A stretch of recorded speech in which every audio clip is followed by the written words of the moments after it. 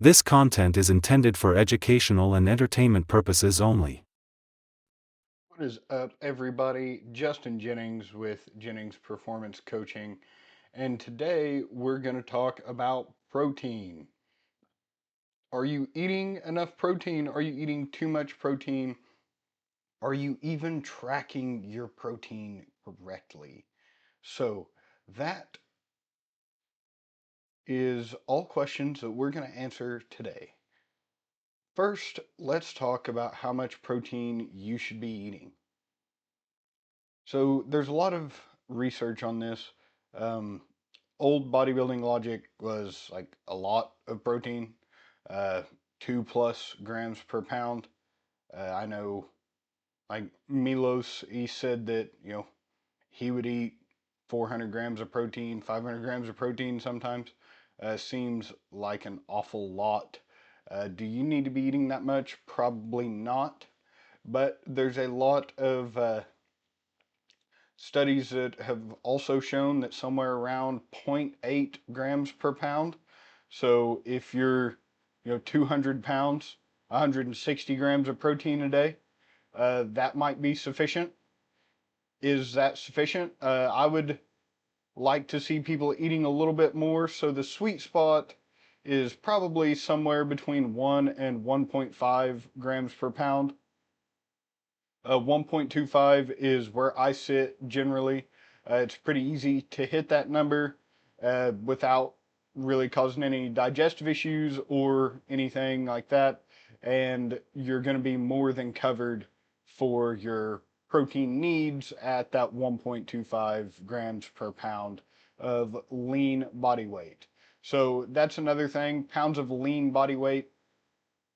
If you're somebody, like myself, uh, 195, 196 pounds, visible abs, you could probably just go right off of that number. Go right off of, 195 or round to 200 to make math easier.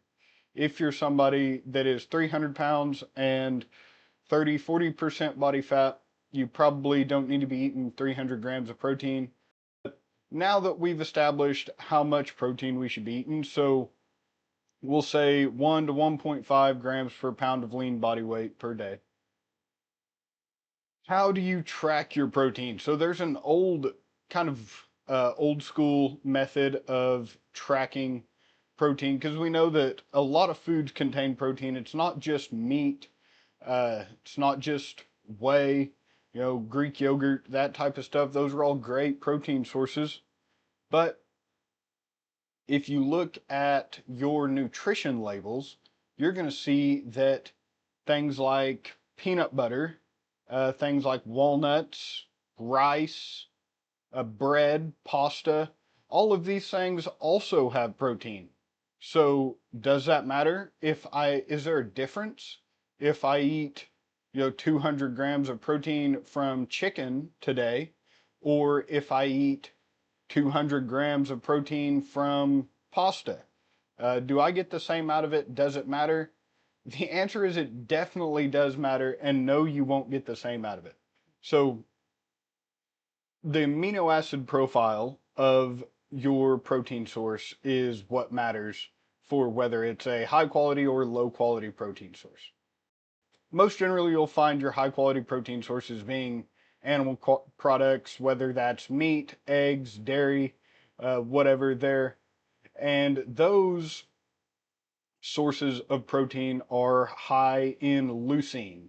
Leucine, when taken in at the 2 to 3 gram mark, so when you ingest 2 to 3 grams of leucine, that is kind of the maximum amount of leucine you need to trigger muscle protein synthesis. So, what is muscle protein synthesis? Uh, just real basic. It's basically your body taking the amino acids that are in the protein you're eating and converting them to new protein structures to build more muscle inside of your body. If you need more of an explanation than that, uh, Todd Lee, Kurt Havens, those guys get super in depth in this stuff. This really isn't the right channel for that. But we want 2 to 3 grams of leucine, per per meal per protein feeding. And so, an old school idea of tracking protein to make sure that you were getting enough high quality protein was you only counted the protein that came from what you considered a high quality protein source. So if you had some chicken and pasta and vegetables, and you had 30 grams of protein from the chicken and 15 grams of protein from the pasta, and then 3 grams of protein from the vegetables, we'll say, you only counted the protein from the chicken towards your daily total for that meal. So that meal had 48 grams of protein, so 30, 15, and 3, we'll say, had 48 grams of total protein. You didn't count the 15 grams from the pasta or the 3 grams from the vegetables. If you did count them, you counted them as carbs. The only thing you counted towards protein was protein from what we call direct sources. There is a benefit to this. It will 100% ensure that you're getting enough high quality protein throughout the day. So if you're eating 200 grams of protein, you're counting 200 grams of protein, and all that goes into that 200 grams is from high quality sources like eggs, egg whites, Greek yogurt, whey, chicken, steak, those things, then you are not going to be short on protein. The downside of that is that you can end up over consuming protein, and when you overconsume protein, it goes through a process called gluconeogenesis. Your body turns it into what I like to call ghetto carbs because it's not very efficient at turning protein into glucose to then use as energy. So you have what I like to call ghetto carbs. It's just a poor carb source, and so you're not really using that protein that was in any of those indirect sources for anything meaningful. It's going and getting converted into carbs at an inefficient rate, and you're probably just oxidizing a lot of it, to be honest. But there is the other side of the coin where you count all of your protein, no matter where it comes from. That same meal, you had 30 grams from chicken, 15 grams from pasta, 3 grams from the broccoli. You count that as 48 grams of protein, and that's what you got. You eat that 4 times in a day, you have almost 200 grams of protein. So, one way of counting that, if you eat that 4 times in a day, you have 120 grams of protein. The other one, you have almost 200 grams. So, what are some downsides to counting all the protein sources, whether direct or indirect? Some downsides of that are that it will lead people to think that all protein sources are created equal when they are not. So, due to the amino acid structure of things like wheat gluten and oats and peanuts, all things that do contain protein according to the nutrition label, but due to the amino acid structure, only about 50% of the protein you eat from those sources can even be used for muscle protein synthesis. So if you eat a, I don't know, a ton of peanut butter, a metric ton of peanut butter, and get 50 grams of protein from it, the most amount of that protein that can be used to build new protein structures and create new muscle is 25 grams. So it's very inefficient. Uh, you're you're not you're not getting the protein. You're not getting the effects of what you think you are from, getting your protein from things like peanut butter or oats or bread or pasta or rice. So that is the downside, that it can lead a lot of people to think that their indirect protein sources are created equal with their direct protein sources. And so I do prefer counting all of my indirect protein towards my protein goals for the day, but I will tell you why. So, whenever you eat a meal, say, let's go back to the same meal we've been using, 30 grams of protein from chicken, 15 grams of protein from pasta, 3 grams of protein from broccoli. Your body's going to take all of that in, and it is going to start breaking that protein down. It's going to break it down into the individual amino acids and go into the amino acid pool in your bloodstream. Because you had 30 grams of high quality protein from the chicken, you have enough leucine to stimulate muscle protein synthesis. Most generally, what will happen whenever you do something, whenever you eat a mixed meal like this, is the amino acid profiles will be complementary. So all of those amino acids are broken down into the amino acid pool in the bloodstream. The leucine from the chicken triggers muscle protein synthesis, and then the other amino acids that are higher, you know, like wheat gluten, very low in leucine, higher in other amino acids that chicken is also lower in.